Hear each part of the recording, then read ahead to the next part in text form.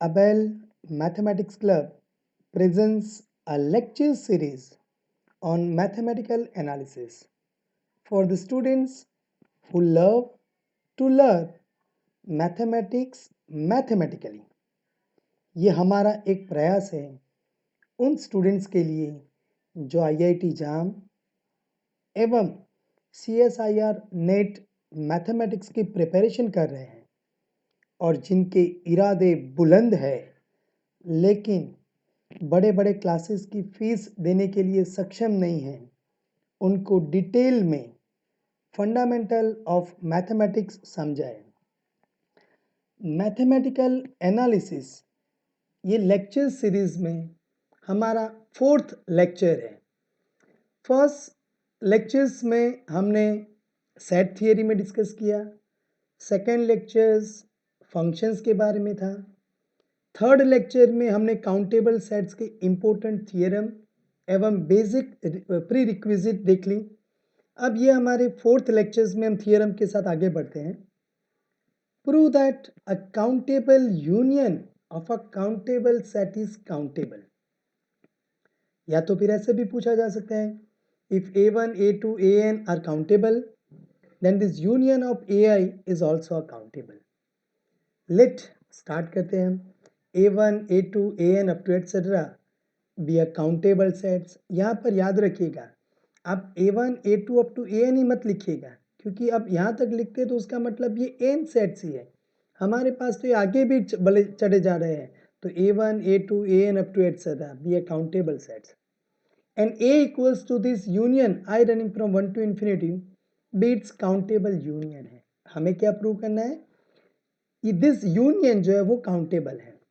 Maths में ये बहुत इजी है कि आप याद रखिएगा, क्या आपको प्रूव करना है वो आपके दिमाग में रखिएगा। फिर हम आगे बढ़ते हैं।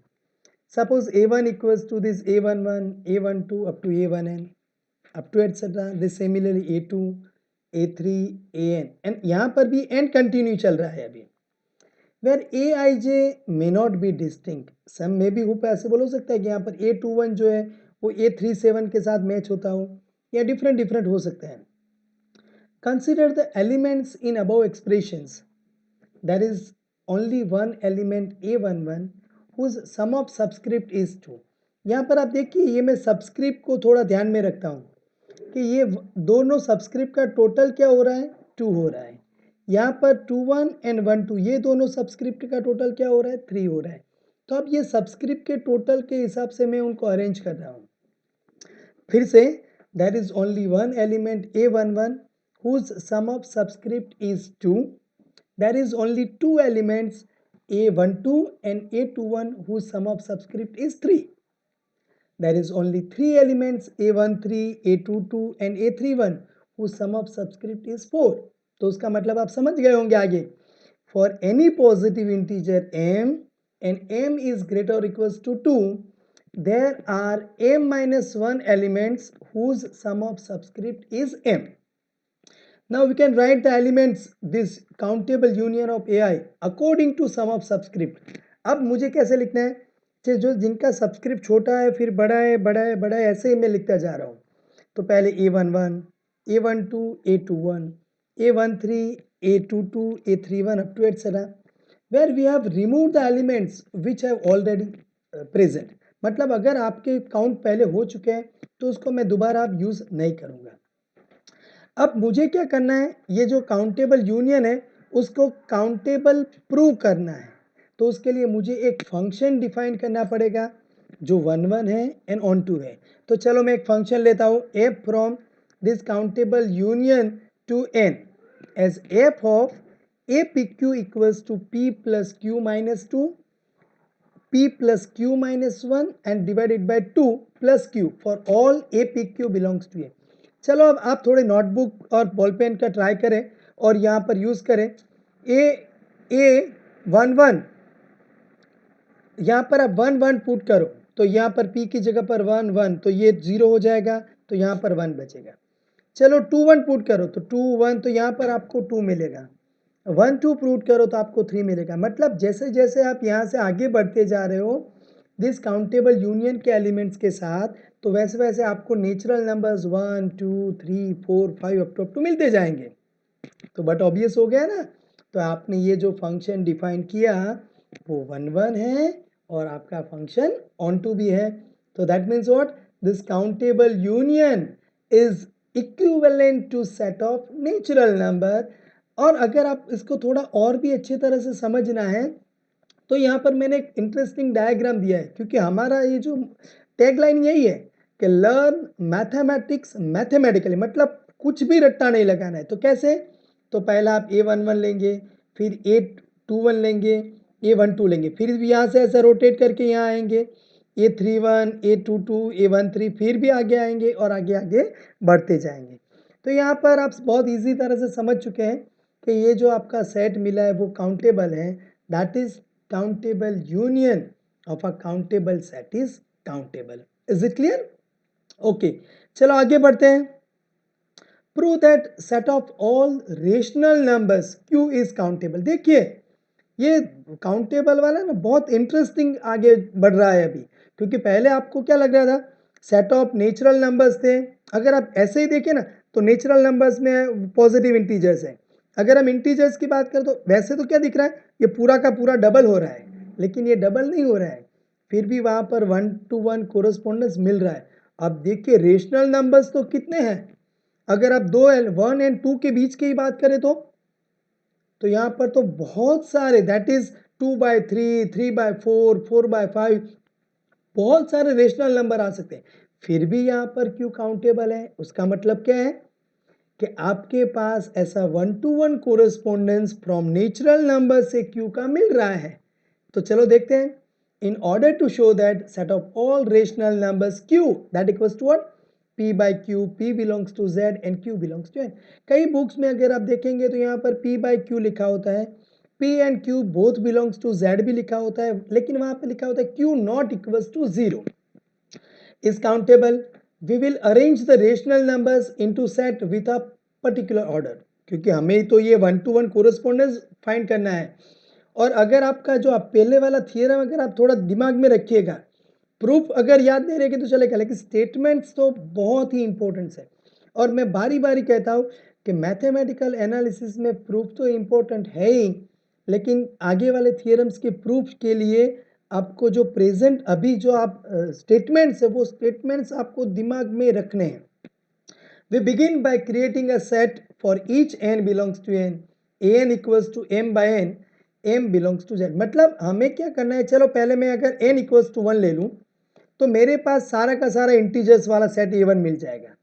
मैं 2 ले लूँ तो ऐसे 0/2 1/2 -1/2 2/2 up to etcetera. Same a3 same यहाँ पर भी मैंने लिखा है n कंटिन्यू। तो चलो अगर मुझे q चाहिए तो ये क्या करेंगे, मैं a1 a2 a3 an up to etcetera ये सबका मैं काउंटेबल यूनियन बना दूँ तो q मिल जाएगा। ये बहुत इजीली आप समझ सकते हैं। तो ये it is clear that this q equals to this countable union of an। तो अब सिर्फ मुझे इतना ही बताना है कि ये जो an है ये काउंटेबल है, तो अब आगे वाला थियरम काम लग जाएगा। This countable union of a countable set is countable.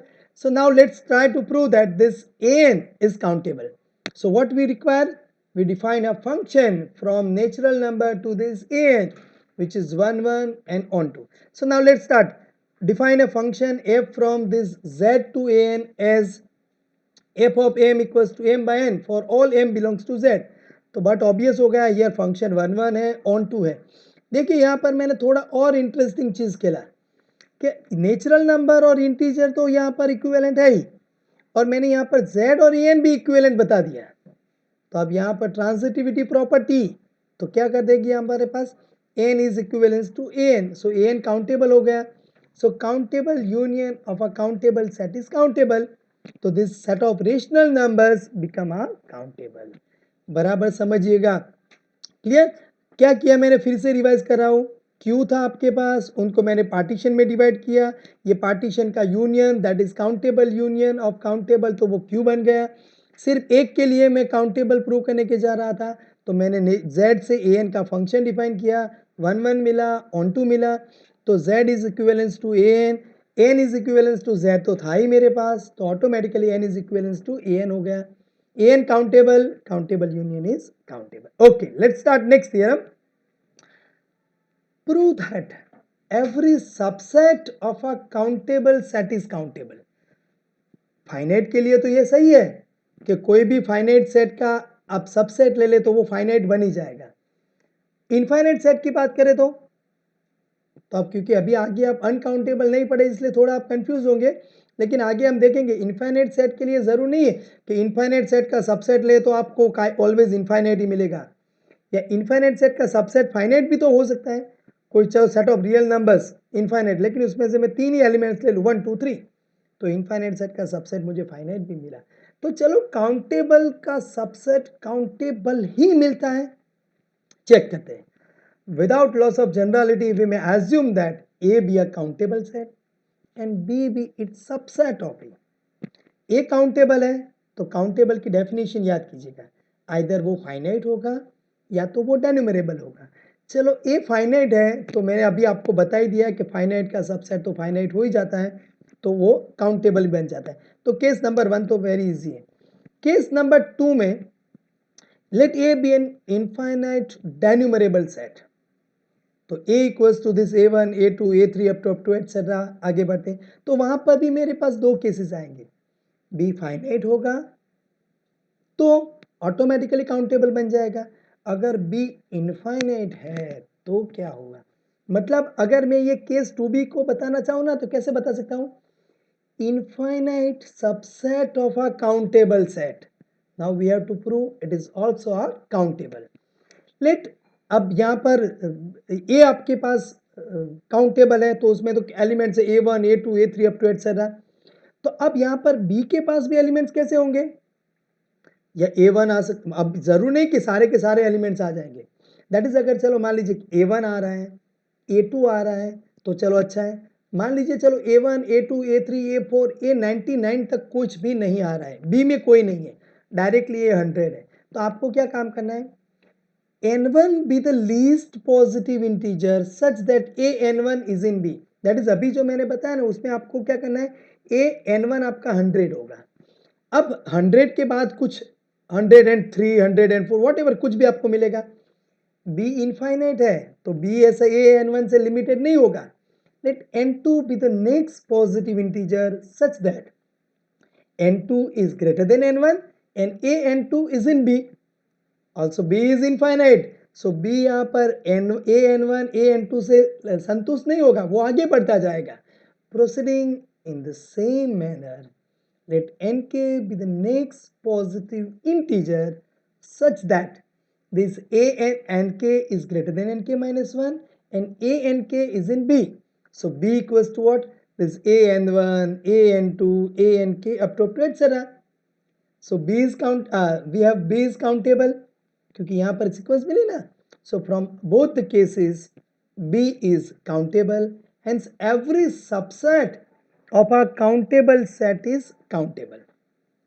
उसकी दो कॉरोलरी देख लेते हैं, every infinite subset of a countable set is countable, मतलब कौन सा हुआ, ये हमारा केस 2B, समझ रहे हैं आप, ओके। अब इसके थोड़े उल्टा सोचें, what can you say about super set of countable set, super set of uncountable set, मतलब अगर यहाँ पर आप, मैंने अनकाउंटेबल के लिए आगे लेक्चर्स में बताऊंगा, लेकिन जो सेट काउंटेबल नहीं है this is known as uncountable, तो अनकाउंटेबल है तो उसका सुपर सेट क्या हो जाएगा, अनकाउंटेबल ही हो जाएगा। चलो उसके थोड़ा 3-4 लाइन्स के प्रूफ देख लेते हैं, let A be an uncountable set, B be N is super set of A, चलो मान लीजिए कि बी काउंटेबल है तो A being a subset of B, उल्टे कान पकड़े मैंने, तो as above theorem A must be a countable, which is not true, therefore our assumption is wrong, B is countable, hence every superset of countable set is countable. Clear? चलो आगे बढ़ते हैं, prove the set of all rational numbers in closed interval 0 1 is countable. अगर आपने ये about 2-3 theorems के अपने दिमाग में स्टेटमेंट्स रखे होंगे तो फटाफट ये आप कह देंगे कि वो ये सही है, क्योंकि सेट ऑफ रेशनल्स काउंटेबल है, उसका कोई भी सबसेट ले लेंगे तो काउंटेबल बन ही जाएगा। लेकिन याद रखिए ये मैंने यहाँ पर एक वर्ड लिखा है, सेट ऑफ ऑल रेशनल, सारे के सारे रियल नंबर्स की बात नहीं कर रहा हूं मैं, rational numbers in close interval 0-1 की बात कर रहा हूं, सो ये काउंटेबल बन जाएगा। अब मैं आपके लिए 2-3 एग्जांपल्स दे रहा हूं। Prove that this 1, 1/2, 1/3, 1/4 is countable. Prove that this 1, 4, 9, 25, 36 is countable. चलो और questions, what can you say about set of all prime numbers, countable हो जाएंगे? थोड़ा सोचिएगा, बहुत इजी है, आपको समझ में आ ही जाएगा।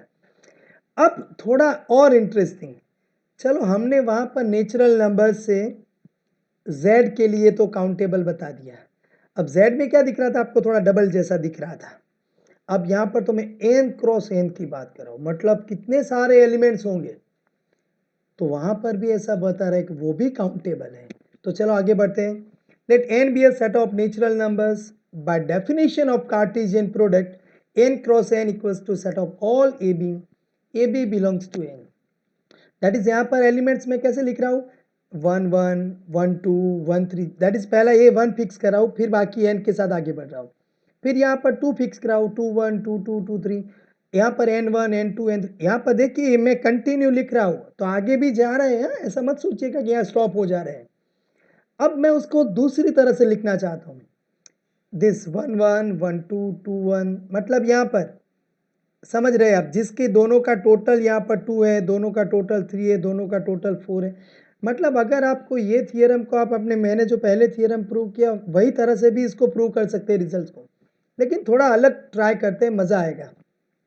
Late us define a function from n cross n to n as f of xy equals to 2 raised to x minus 1 2y minus 1 for all xy belongs to n cross n। अब अगर मैं ये बता दूं ये function 1 1 है, ये function on to है, तो n cross n is equivalence to n हो जाएगा, तो हमारा काम आसान से कंप्लीट हो जाएगा। अगर आप यही रिजल्ट्स को वो वाला मेथड से, आगे वाली मेथड से प्रूव करना चाहे तो भी कर सकते हैं, लेकिन थोड़ा अलग ट्राई करते हैं। To prove f is 1 1 onto, suppose 1 1 के लिए suppose x1 y1 x2 y2 belongs to n cross n भी, यानी टू डिफरेंस एलिमेंट्स है। चलो f ऑफ दिस, ये दोनों इक्वल है, तो इसका मतलब क्या होगा, this 2 raised to x1 minus 1 2y1 minus 1 2 raised to x2 minus 1 2y2 minus 1। अब आप देखिए यहाँ पर x1 एंड y1 की आप कुछ भी वैल्यू डालेंगे तो ये 2 का पावर है मिलेगा, और ये वैल्यू ऑलवेज ओड ही मिलेगी। यहाँ पर ये 2 का पावर मिलेगा और ये भी ऑलवेज ओड नंबर ही मिलेगा। तो आप समझिए 2 प्राइम है, 2t minus 1 is always odd for any t, so we have a power of 2 is same on both side, तो ये दोनों साइड सेम हो जाएंगे। तो इससे आपको क्या मिल जाएगा, समझ रहे हैं आप बहुत easily, x1 equals to x2 मिल जाएगा।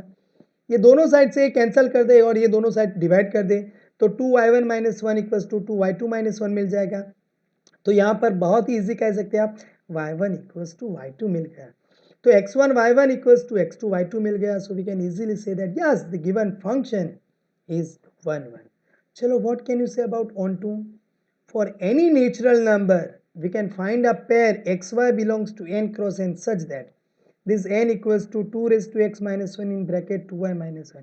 ये है ना थोड़ा इंटरेस्टिंग है, इसको आप सोचिएगा। अगर आपके पास जो नंबर्स मिल रहा है, नेचुरल नंबर में कुछ भी ले रहा हो, अगर वो ओड मिल रहा है तो आप x की जगह पर 1 डाल दीजिएगा, तो ये 2 का पावर 0 1 हो जाएगा, और उसके हिसाब से आपका जो ओड नंबर है उसके हिसाब से यहाँ आपको y मिल जाएगा। ये बहुत ईजी है। चलो आपके पास जो नंबर n मिल रहा है वो 2 का पावर ही है, तो यहाँ पर आप y की जगह पर 1 डाल देंगे तो ये 1 हो जाएगा और यहाँ से आपको x मिल जाएगा। लेकिन चलो मान लीजिए कि n जो है आपका 2 का पावर भी उसमें बिलोंग कर रहा है और कुछ ओड नंबर भी मल्टीप्लाई किया हुआ है, तो फिर उसके हिसाब से जो 2 का पावर है उसके हिसाब से यहाँ आपको x मिलेगा और यहाँ से आपको y। मतलब कोई भी नेचुरल नंबर के लिए आपको x एंड y पेयर 100% मिल जाएगी। So that is, this function is onto. So that means what we can say, that n cross n is equivalent to n. So n cross n is countable. अब prove that if a and b are countable then a cross b is countable।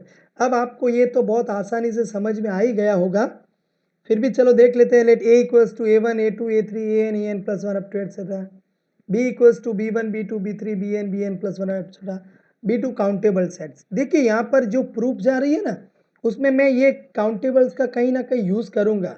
अगर इसमें से कोई एक countable नहीं होगा ना तो क्या प्रॉब्लम आएगा वो भी मैं आपको बताऊँगा।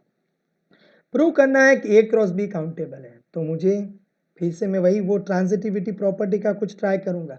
एन क्रॉस एन से ए क्रॉस बी का फंक्शन बना दूँ, वो 1 1 मिल जाए 1 2 मिल जाए, तो मैं क्या कहूँगा, N cross N is equivalence to A cross B.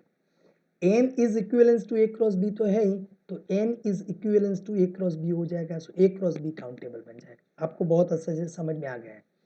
Define a function F of M N equals to A M B N, मतलब अगर यहाँ पर मैं F7 9 ले रहा हूँ तो ये 7 आएगा और यहाँ से B9 आएगा। F11 प्रूव करना है, ऑन टू प्रूव करना है। चलो P Q R S belongs to N cross N के लिए एफ ऑफ पी क्यू ये है, एफ ऑफ आर एस ये है। F of P Q equals to F of R S के मैं आगे बढ़ रहा हूँ, तो A P B Q which is same as A R B S, A P equals to A R and B Q equals to B S. मैंने यहाँ पर क्या लिखा, P equals to R, subscript दोनों इक्वल हो गए, क्यों, yes देखिए A एंड B काउंटेबल है, तो यहाँ पर ये 1 1 फंक्शन है ना, इसलिए ये लिख सकते हैं आप, तो मैंने आपको बताया था। Clear, so P Q equals to R S हो गया, so F is 1 1। Onto के लिए चलो आगे बढ़ते हैं। Suppose for any A M B N in A cross B, A M A में है, बी एन बी में है, तो ए एंड बी काउंटेबल है, तो आपको एम भी नेचुरल नंबर मिलेगा जिसके लिए यस एम की इमेज ए एम होगी और एन की इमेज बी एन होगी। So F of M N equals to yes A M B N हो जाएगा। So function F is onto, therefore the defined function f is 1 1 as well as on to। a and b countable है तो a cross b countable हो ही जाएगा। आप आगे सोचिएगा, बहुत सारे रिजल्ट अभी तो है कि अगर a काउंटेबल है, b काउंटेबल है, c काउंटेबल है, तो what can you say about a cross b cross c। That is, पहले आप ये सोचिएगा set of natural number n countable है तो n cross n, that is हमें ना or square or cube or raise to n समझते हैं, वैसे n square n cube n raise to 4 ऐसा समझिएगा, वो काउंटेबल है काउंटेबल नहीं है, ऐसा कुछ आपको दिमाग में लग जाएगा। चलो अब यहाँ पर ये लेक्चर्स यहाँ कंप्लीट करते हैं। आपको 100% लेक्चर्स में मज़ा आया ही होगा, और भी अगर आप लेक्चर्स, अगर आपको ऐसा लग रहा है कि सर ये टॉपिक और भी इंटरेस्टिंग है, हमें ये लेक्चर्स और भी समझने हैं, तो नीचे कमेंट्स में आप पूछिएगा। क्लियर, तो हम आपको और एक्सप्लेन करेंगे नेक्स्ट लेक्चर्स के लिए। ओके, आगे नेक्स्ट लेक्चर्स में मिलेंगे। Thank you very much.